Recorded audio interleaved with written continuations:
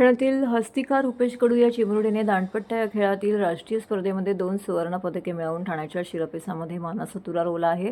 हस्तिका कडू ही ठाण्यातील सरस्वती शाळेमध्ये 7वी इयत्तेमध्ये शिकत आहे. 2021 पासून ती दांडपट्टा या खेळाचा सराव करत आहे. विशेष म्हणजे तलवारबाजी, फेसिंग, सिरबम, लाठीकाठी या सर्वच खेळांमध्ये ती उत्कृष्ट यश संपादन केल्यानंतर हस्तिका हिने यांनी लाठीकाठी खेळामध्ये आपलं महत्त्वाचं असं योगदान दिलं आहे. यापूर्वी देखील ती स्टेट लेवलच्या स्पर्धेमध्ये सहभागी होऊन तिने 1 गोल्ड आणि 1 सिल्वर असे पदक मिळवलं होतं. 29 ते 30 एप्रिल या कालावधीमध्ये नुकतीच पंचवटी येथे नॅशनल दांडपट्टा ही स्पर्धा संपन्न झाली.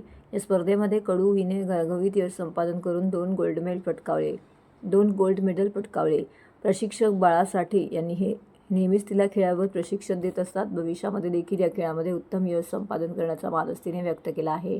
त्याचबरोबर मोबाईलवरती गेम खेळण्यापेक्षा मातीतली गेम खेळा, याते तुमचं आरोग्य देखील सुदृढ राहील असा सूचक सल्ला तिने आजच्या मुलांना दिला आहे. या कार्यक्रमात ऋतिका कडू ही दानपट्टा या खेळामध्ये तिला आता नॅशनल गोल्ड मेडल मिळालेला आहे. याच्या आधीही तिला अनेक पुरस्कार मिळालेले आहेत आणि याच्या पुढे ऑगस्टमध्ये ती थायलंडला होणाऱ्या इंटरनॅशनल स्पर्धेमध्ये भाग घेणार आहे. त्यासाठी तिला शुभेच्छा देण्यासाठी आज आम्ही इथे बोलवलेलं आहे. खरं तर दानपट्टा हा मर्दानी खेळ आपल्याकडे मानला जातो. अशा खेळाला प्रोफेशनल बनवून त्याच्यामध्ये पुरस्कार मिळवणं आणि इंटरनॅशनल लेवलला स्वतःची कीर्ती उभी करणं ही खूप मोठी गोष्ट आहे. तर कृतिकाने ते केलेलं आहे आणि त्यासाठीच आज महाराष्ट्र नवनिर्माण सेनेकडून आम्ही तिचं सत्कार केलेला आहे. ह्या मेडलसाठी 2 गोल्ड मेडलसाठी मी खूप मेहनत केली. ॲक्च्युली माझ्या सरांनी पण खूप मेहनत घेतली. साठे सर आणि दीपाली मॅम त्यांनी पण माझी खूप मेहनत केली. माझ्या मिस्टेक्सवर त्यांनी प्रयत्न केला की मी चांगलं हे करू आणि त्यांच्यामुळे मी नॅशनलपर्यंत पोचले.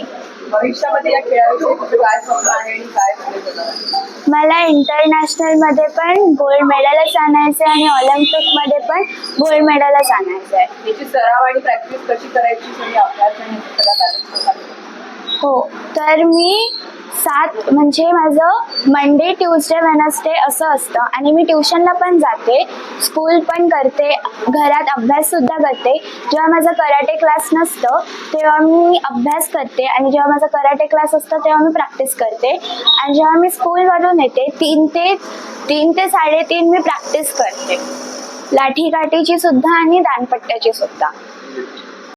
तुम्ही मोबाईल बघून तर तुमचं भविष्य होणार नाही, त्यापेक्षा तुम्ही हे सगळे गेम्स खेळलात तरी तुमचा भविष्यामध्ये काहीतरी उपयोग होईल आणि तुमचं बॉडी पण चांगली आणि फिट राहील आणि तुमचं माइंड फिजिकली आणि मेंटली चांगलं राहील.